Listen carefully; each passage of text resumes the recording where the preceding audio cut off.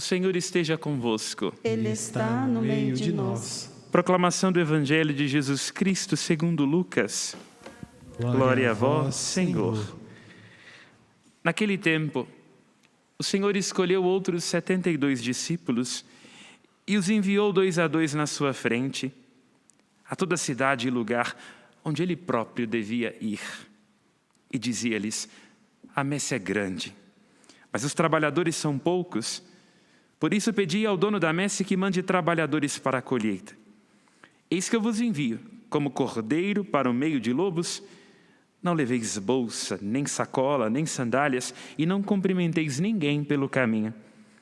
Em qualquer casa onde entrares, dizei primeiro: a paz esteja nesta casa. Se ali morar um amigo da paz, a vossa paz repousará sobre ele. Se não, ela voltará para vós. Permanecei naquela mesma casa, comei e bebei do que tiverem, porque o trabalhador merece o seu salário. Não passeis de casa em casa. Quando entrardes numa cidade e fordes bem recebidos, comei do que vos servirem. Curai os doentes que nela houver e dizei: o reino de Deus está próximo de vós. Palavra da salvação. Glória a vós, Senhor. Que pelas palavras do Santo Evangelho sejam perdoadas as nossas faltas. Amém.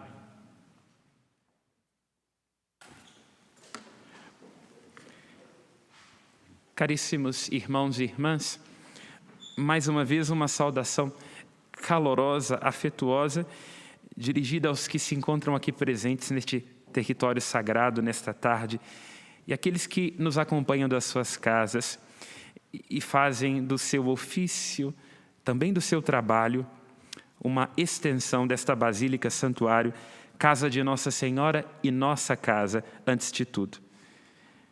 Nós temos notícia de quem é Lucas, em primeiro lugar, em razão do seu Evangelho. Lucas é uma das 4 personagens da Escritura que se arrisca a traduzir o que foi o evento Jesus Cristo. Nos apresenta na narrativa quais foram os gestos, as palavras, as curas e, sobretudo, em que consistia o anúncio de Nosso Senhor. Cada evangelista traz um olhar, delineia as particularidades daquilo que ele imagina que seja, na vida de Jesus Cristo, importante de ser destacado. Cada evangelho, Mateus, Marcos, Lucas e João, é um relato didático. Ou seja, o objetivo é ajudar a nós que somos os leitores de todos os tempos a entender com facilidade o que foi o acontecimento Jesus de Nazaré. E também todo evangelho é um esforço teológico, porque imaginemos, né, se percebemos bem, nada nos evangelhos é colocado à toa. Cada cura, cada situação é muito bem encaixada para que o Evangelho cumpra o objetivo de apresentar Jesus sobre uma perspectiva, sobre um olhar e traduzir o significado da sua presença entre nós, sobretudo do seu mistério pascal. Pois bem, o que é específico de Lucas é que em Lucas o coração de Deus é todo para fora. É o evangelista da misericórdia. No Evangelho de Lucas que nós vemos que Cristo vem a este mundo para assumir a carne de Adão. Lá nos primeiros capítulos, onde se fala da genealogia, se diz que Cristo vem como um filho de Adão. Ou seja, a carne de Cristo é a carne humana. Na sua fraqueza, na sua fragilidade, Cristo restaura aquilo que a desobediência de Adão fizera perder. É no Evangelho de Lucas também que nós vemos um Cristo que é muito cuidadoso com os publicanos, com os pecadores, com os desamparados. É no Evangelho de Lucas que nós vemos a riqueza de parábolas muito específicas que tocam o nosso coração. Quem de nós já não compareceu em algum momento da vida e fez uma experiência profunda de misericórdia, lendo a parábola do filho pródigo ou do pai misericordioso, né? Quem de nós em algum momento da vida não teve que fazer esta experiência de voltar para casa de cair em si e de voltar para Deus, ou não se sentir uma ovelha desgarrada ou uma dracma perdida. Este é o olhar de Lucas, o olhar do Senhor Deus, que é um Deus de misericórdia. Nós temos testemunha também de quem é Lucas através dos Atos dos Apóstolos. Ele é o seu redator. Nos Atos dos Apóstolos está o grande retrato da igreja nascente. Como tudo isso começou? Como começou a fé cristã, como eram os primeiros discípulos, e Lucas diz, os primeiros discípulos tinham um só coração e uma só alma, não é? Quase que dizendo que a igreja no início viveu o seu romance, não é próprio de nós quando estamos apaixonados por alguém, o coração bate junto, né? Diz Lucas que assim era a vida dos discípulos, né? Tudo batia como um só coração, como uma só alma. E por último, nós temos conhecimento de quem é Lucas através do apóstolo Paulo. Paulo, na carta aos Timóteos, que nós acabamos de escutar, diz, Lucas é aquele que esteve comigo, é meu colaborador. Quer dizer, na missão do grande apóstolo Paulo de levar a todas as gentes o anúncio do Evangelho, Lucas é descrito por ele como um colaborador. Na carta aos Colossenses, o apóstolo Paulo diz que Lucas é o amado médico. E é aí que nós sabemos que a profissão de Lucas era médico. Ele diz, é o meu amado médico, e diz que Lucas lhe foi consolo, né? Paulo, nas suas muitas dificuldades, no cansaço da sua viagem, diz e dá testemunho disso na carta aos Colossenses, que Lucas lhe foi um ombro amigo, lhe foi um consolo.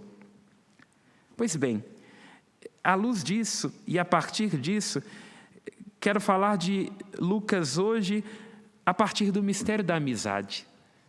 Meditava sobre isso enquanto me preparava para esta reflexão. Porque é uma palavra que percorre com muita descrição, mas com muita densidade, os textos que nós acabamos de escutar e também a história de Lucas. Também a história de Lucas. Amizade, se nós pensamos bem, ela tem a ver com ter um horizonte comum. Como é que nós nos tornamos amigos uns dos outros, não é? Como é que a gente se torna amigo de uma pessoa que a gente ama? Como é que a gente tem uma amiga? Todo o movimento da amizade começa assim, num belo momento, num ponto de ônibus, com a vizinha, num algum afazer cotidiano, simples, não é? A gente se para dizendo assim, uai, você também gosta disso? Você também mora em tal lugar? Você também conhece fulano? Você também conhece Beltrano? E ali se tem um horizonte comum, não é? A amizade surge assim, quando nós tornamos duas coisas que são diferentes, duas pessoas que aparentemente têm histórias diferentes, mas que veem algo de comum. E a amizade tem a ver também com amar as mesmas coisas, não é? A gente se torna amigo, amiga de alguém, quando a gente gosta de frequentar os mesmos lugares, tem os mesmos gostos, não é? É assim que a amizade se tece. A amizade, portanto, é algo do humano e é próprio das almas generosas. É preciso ser generoso para ter amigo, né? Porque a amizade tem a ver com a capacidade de alegrar-se com os outros. O amigo é alguém com quem a gente partilha a alma. A amiga é alguém com quem a gente partilha o nosso coração, os nossos medos, as nossas alegrias e também as nossas angústias. E a amizade só pode ser concedida, a amizade de verdade, hein? Quando o coração tem nobreza. Quando o coração tem nobreza. Porque se os dois corações que são amigos não são nobres, o que a gente tem não é amizade, mas é um cúmplice. Amigo é aquele que de vez em quando vai dizer para a gente uma palavra que não nos agrada. Porque ele sabe, olha, que na beira de um precipício, a única chance de continuar seguindo é dar um passo para trás, não é?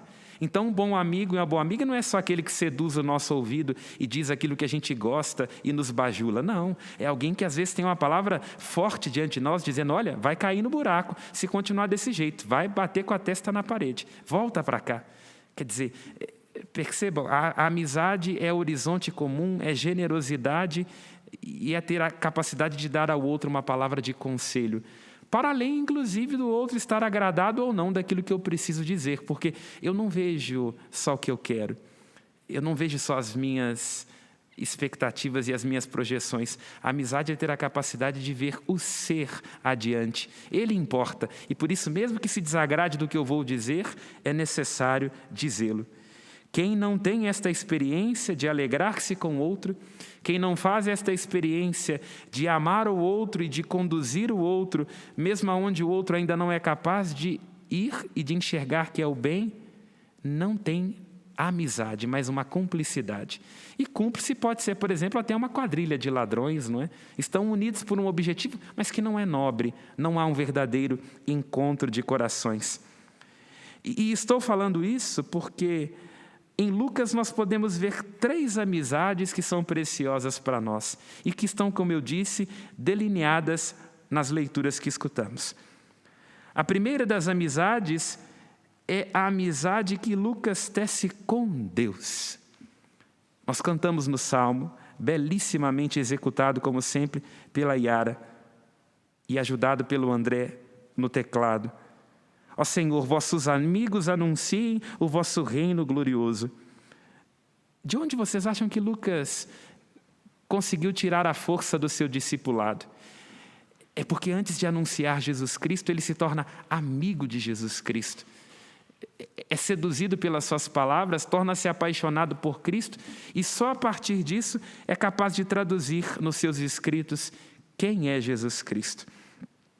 A amizade que Lucas tem com o Cristo e que todos aqueles e aquelas que anunciam têm com o Cristo é a amizade de estar unidos a Ele, unidos ao Cristo e ao mistério da sua vida.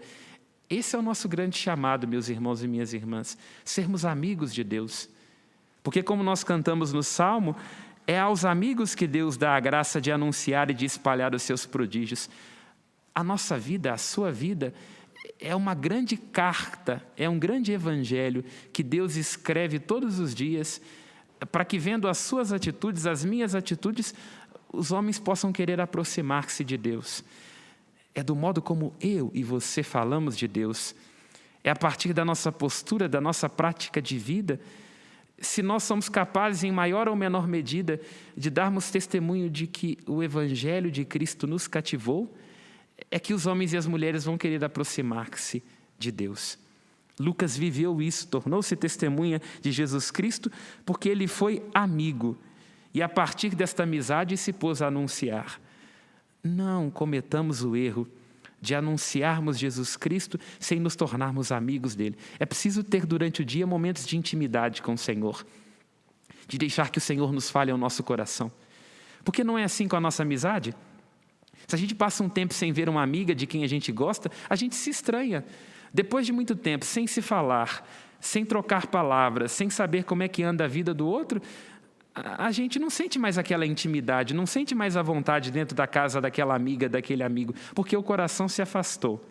Nós não podemos permitir que o nosso coração se afaste de Cristo. E essa é a grandeza do testemunho de Lucas, não é? Tenho certeza que por detrás ali daquele olhar que Lucas tem pelos pobres, pelos pecadores, ele dirigia e delineava no seu evangelho o olhar que ele mesmo experimentou do Cristo, né? Certamente algo do que ele viu em Jesus está ali traduzido na parábola do filho pródigo, quer dizer, um amor que move o coração de Deus em direção a nós e que, quando é experimentado, só pode se tornar anúncio. Esta é a primeira amizade de Lucas e que deve ser a nossa, a amizade do Cristo para anunciá-lo. A segunda amizade que a primeira leitura nos dá testemunho que Lucas tem é a amizade com Paulo. Diz o apóstolo Paulo, Lucas esteve comigo. A amizade que nós devemos ter uns com os outros, meus irmãos e minhas irmãs, e que recebe um sentido todo especial em Deus, é a de deixar de viver em nós mesmos para passar a morar nos outros. Isso é tão difícil, né? É tão fácil que a gente saiba aquilo que a gente quer, aquilo que a gente busca, onde é que a gente leva a vantagem, mas uma amizade em Deus é aquela onde nós passamos a morar e habitar nos outros e onde os outros passam a importar. Porque o outro para nós cristãos, o outro para a Escritura, é o lugar onde eu faço a experiência de Deus, não é? Temos consciência de que os nossos amigos, aqueles com os quais a gente encontra no fim de semana, que as nossas amigas são o lugar onde Deus se manifesta? que o sagrado de Deus se manifesta na vida daquela sua amiga, daquele seu amigo que é tão importante para você. Ali está o lugar onde Deus quer ser amado, ali está o lugar onde Deus te ama, porque diz a Escritura, quem encontrou um amigo encontrou um tesouro. Quando nós temos uma amizade verdadeira, nós estamos na antessala do céu, né? Porque o amigo, com a sua palavra, com a sua compreensão, nos faz experimentar Deus. E por último, há uma amizade muito preciosa em Lucas e que serve também para nós nesta tarde, particularmente porque estamos na casa de Nossa Senhora. A tradição ensina que Lucas foi o primeiro a fazer um retrato de Nossa Senhora. Pertence a uma tradição antiga do cristianismo, né? O primeiro ícone de Nossa Senhora foi desenhado por Lucas. E a tradição usa esta imagem porque, se nós observamos bem, os relatos mais preciosos da infância de Jesus estão no Evangelho de Lucas, né? É Lucas quem diz da Anunciação, aquele momento em que o anjo adentra na casa de Nossa Senhora. É Lucas quem fala da perda e do encontro de Jesus, ou antes que fala de Zacarias e de João Batista na sua relação de menino com seu primo Jesus. Então aqui uma preciosidade para nós, né? A vida cristã se une de intimidade com Nossa Senhora, que é a intimidade de poder contar com ela, que é a intimidade de contemplar o rosto de Maria para poder ver os traços de Jesus. E particularmente nós aqui nessa Basílica Santuário somos muito gratos, né? Aquele movimento que começa com Lucas, segundo esta tradição, de delinear o rosto de Nossa Senhora, aqui nós temos como uma belíssima imagem, a imagem de Nossa Senhora da Piedade. Este olhar, esta entrega compassiva, nos faz experimentar o olhar de Deus, o colo de Deus. Que Lucas sempre nos aproxime desta mãe compassiva, desta mãe de bondade, desta mãe cujo aconchego do colo nos faz sentir Deus sempre muito próximo de nós.